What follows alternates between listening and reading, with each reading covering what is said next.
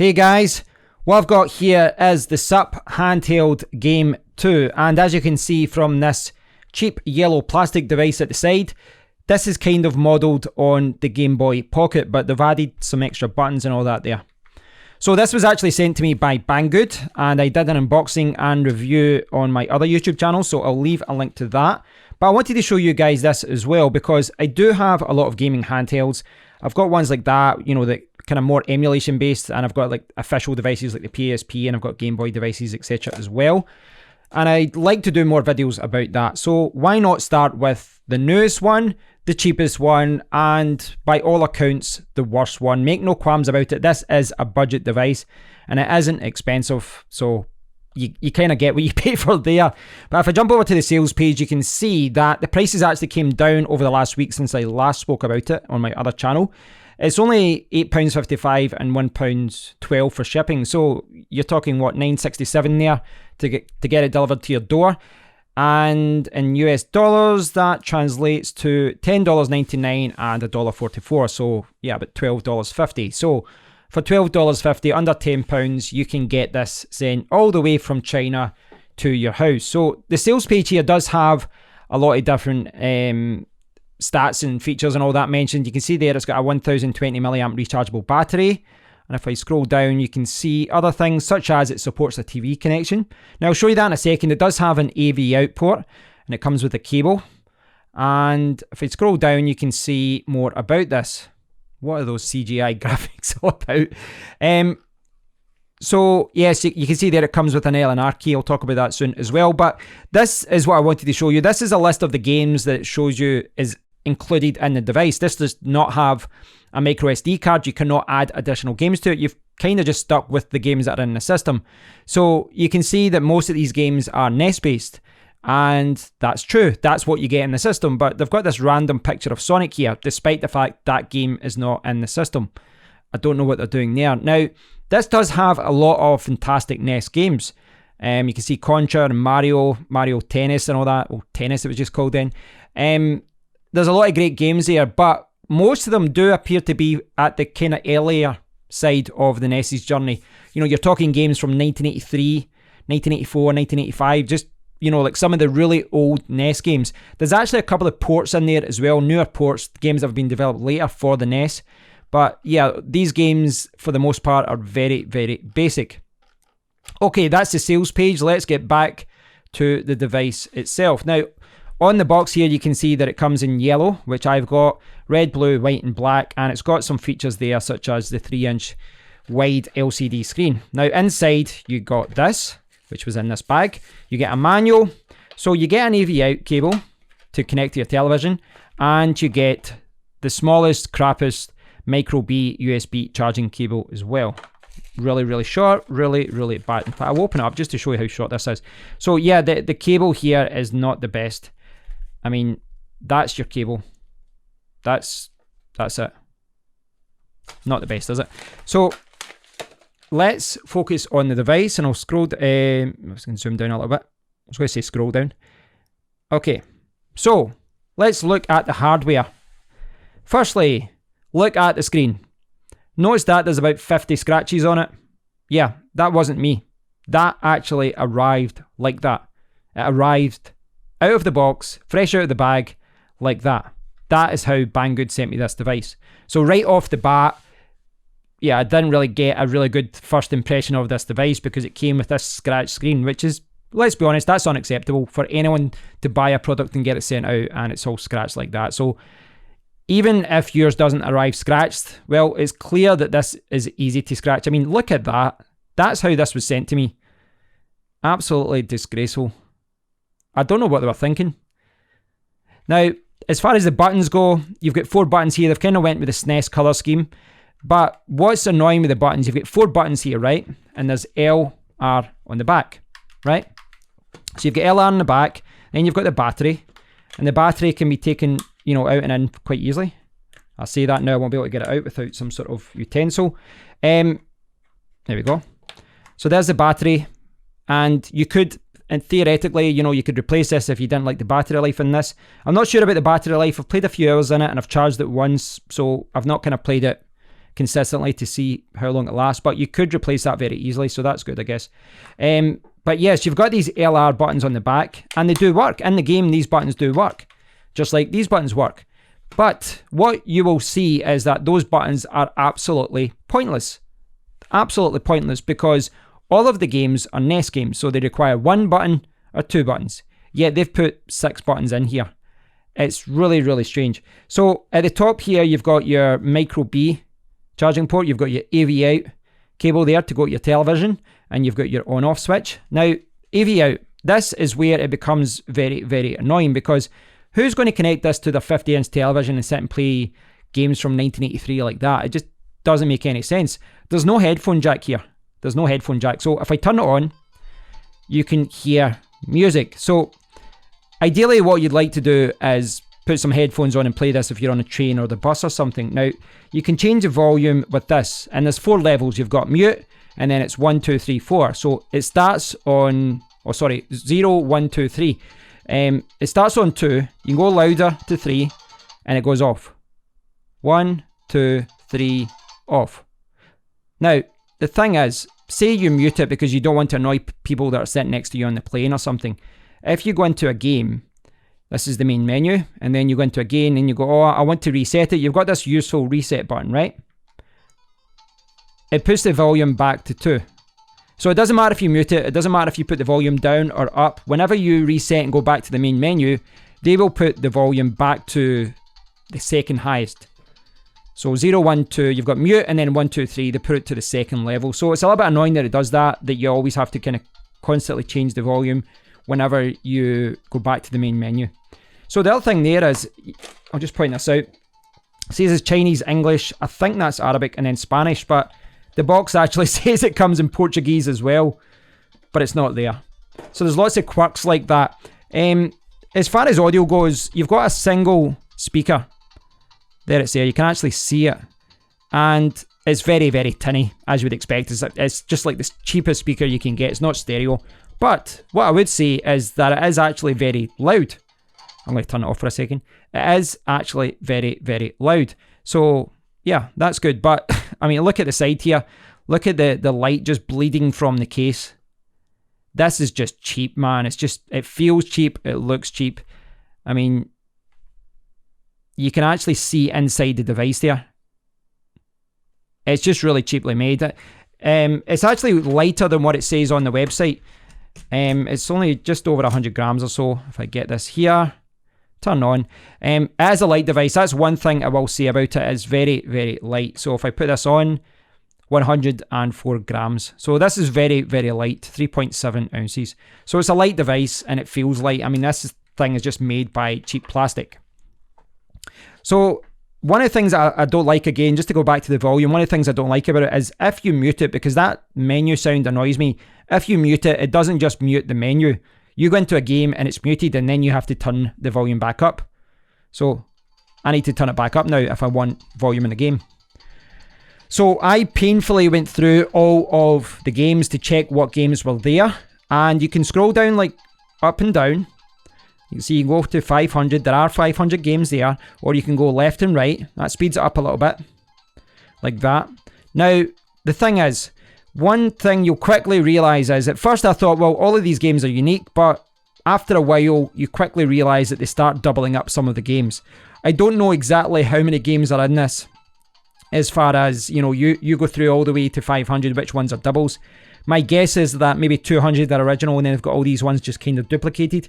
But the bigger problem is that there's no quick way to get to the games that you like. So you might like a game on, you know, maybe your favourite game is 350.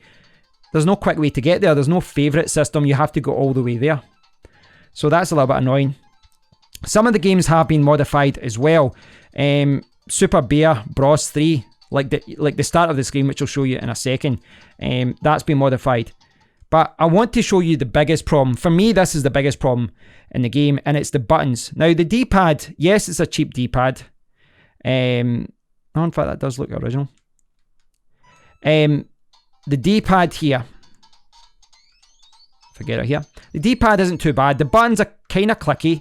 They're cheap, but they're quite clicky, but they feel cheap. Now, when I played this last week, I was really, really bad in some of the games. One reason is because I'm behind the microphone, camera, etc. But the other reason is the buttons. And what I mean by that is, the buttons, right away, these 4 buttons get in the way. Now, you've got the L and R in the back, right? And you could play like that. Very clicky. You could play like that. But you've got the 4 buttons. Now, the way that these buttons are laid out here, all these games are NES games. And with the NES, you've got the B button, and then you've got A button. Now, Super Mario, you would hold the B button to run. And then you'd push the other button. See how I'm messing that up? Do you know why I'm messing that up? It's because the buttons are back to front. So NES, if I pause that, NES has got B and then A. But they've placed the buttons AA, BB. What that means is all the buttons in all the NES games are back to front. So despite the fact that the only games in this system are NES, all of the buttons are back to front. So if, like me, you grew up with the NES, you played the SNES, etc., you are used to pushing B for run and then pushing A to jump. No, it's backwards, and it takes ages to get used to. I'm still not used to it. I'm still playing this back to front. Maybe this won't not be a problem for anyone else, but for me, it's impossible. I've ingrained into my hands of 30, 40 years of playing games. I've just got it ingrained into my brain that the B button's there and the A button's there. So that's an absolute pain, and it's annoying because this comes up in other games as well. So this is another game that I showed in my video as well, Double Dragon 2, and this is where this really, really gets annoying. Now, Double Dragon 2 has got a unique fighting system, I guess you could call it, a unique button configuration. So, now, what it should be doing is, that's your left punch or your left kick, like that, but see how it's hitting to the right, and that one's hitting to the left? Again, they're back to front. So I should be going forward and using that to hit right, but it's hitting left. So everything is back to front. It's very, very frustrating. Now, if you've never played NES games, maybe this is not going to be annoying for you, but this game in particular really highlights the problem, because in the left-hand side, you should have the button that hits to the left, and the right-hand button should go to the right. Like, how could they mess this up? This is the only system they designed for. It's not like they were designing games here, designing this system to work with Master System and Mega Drive and all that. It was just a NES. It was just a NES, and yet they got it wrong. So, yeah, very, very disappointing. What I would say though,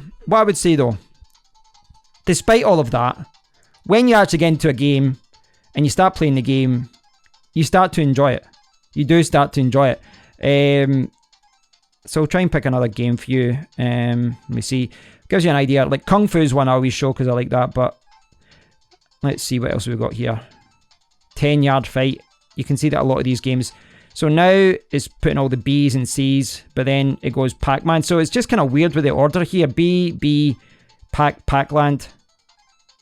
You can see how a lot of these games are really, really, I was going to say really, really old, but this one is a port from 2000 that someone's created by the looks of it. This is the type of game where the buttons being back to front probably wouldn't be an issue. Why is that not going back up? Oh, there you go. I want to show you that. That's a terrible game. So you can see that a lot of these games are really, really old. I mean, a lot of them are ports. A lot of them are kind of games that were created later just for fans of the original system. The overall quality, I would say, isn't great. The reason being that most of the best games are at the start. Most of the best games at the start of the list. And you do have some great games. Mario, Turtles, Super Mario... Oh, Super Bear Brothers 1, 2, and 3. You've got Chip and Dale there, which is a great game. Ninja Gaiden, amazing. Tiny Toon Adventures, that's a cool little platform as well. Now, what I would say is, when you're actually playing the system though, you do get drawn in and you do start enjoying it. You know, these games are emulated well. They're just emulated, they're just ROMs that have been put onto a little memory card or something inside here. And the games play like they should play. The tinniness of the speakers, honestly, it wasn't paying attention. I thought it was starting. Or this is a Japanese version for some reason. So again, look, jump, wrong button. The jump should be there. Okay. I know I'm going on about that, guys, but it was very annoying for anyone that grew up with the NES to have the buttons back to front. I'm playing this through my PC rather than through the system itself. So the actual graphics and all that, that's all good. The speaker isn't as bad as you would think. It is tinny, it's not stereo, but it's not as bad as you would think. You know, it is playable. It is, usable. Let me see what else we've got here. Tank. What's kind of annoying though is that they've avoided a lot of classic games. You know, they've left out a lot of classic NES games and they've thrown in all these kind of crappy games from the early 80s. Come on. Load up. What's going on here? Stage 2. Oh, you can select the stage. I was wondering what was going on there. Right, so I'm down the bottom here. If you can see me, if I'll bring this up so you can see that properly. So I'm down the bottom here. It's kind of like Bomberman, this, isn't it?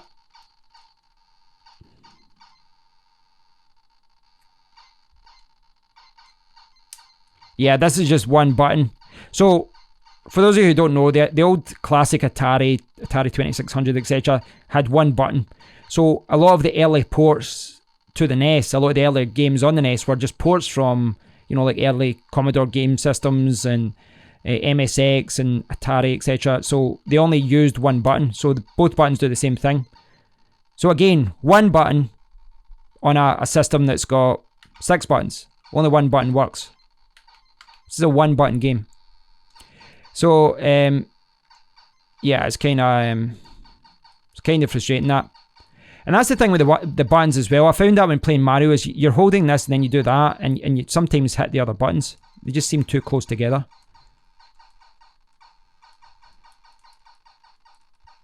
Let's show you one other game just to give you an idea of what this can do. Turtles, what do you think? Turtles. I normally show Kung Fu because I like that game so much. I want to show, in fact, let's show the original Super Mario Bros. Seeing as that is a classic. I'll bring this up a little bit actually. So, again, I'm going to do bad here because I'm back to front. Because that's run and that's jump. That's so bad. Oh, that's so annoying. I can't even hit that properly.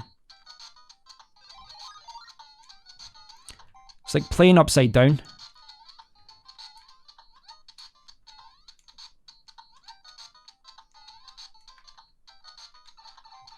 I mean, how can I play Mario Brothers and not be happy? One of the greatest games ever made. It really is.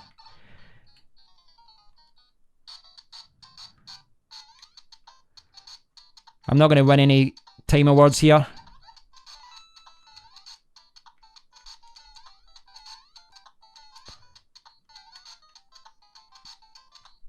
Ah, I couldn't do the jump. I pushed the wrong button. That was always going to happen there, wasn't it? Right. I'd just like to summarise my thoughts on this, right? On this fantastic device. Where's the box? Okay, here's the box. The SUP Handheld Gaming 2. And I always zoom the wrong way. Okay. So, I'll zoom out a little bit. And I'll pause Mario for a second. And I just want to quickly talk about the problems with this device. Now, like I said there, once you're actually into a game, you kind of get lost into the game because there's so many classic games here. So you do get lost in the game and you do enjoy yourself. But there's so many things that annoy me about this. I don't know. You know, I mean, it's just not a great device for playing games. The fact that this is only like $10 or so though, this is why I need to put so many asterisks around this and say, however, because when you're playing the game, it's actually a lot of fun. And the speaker isn't that bad. But what annoys me is the lack of the headphone port, the cheap build quality, the fact it's got 6 buttons when all the games use 2 buttons or 1 button, the volume thing. But the biggest thing for me, the most annoying thing for me, I'd actually forgive all that other stuff if the buttons were in the right way.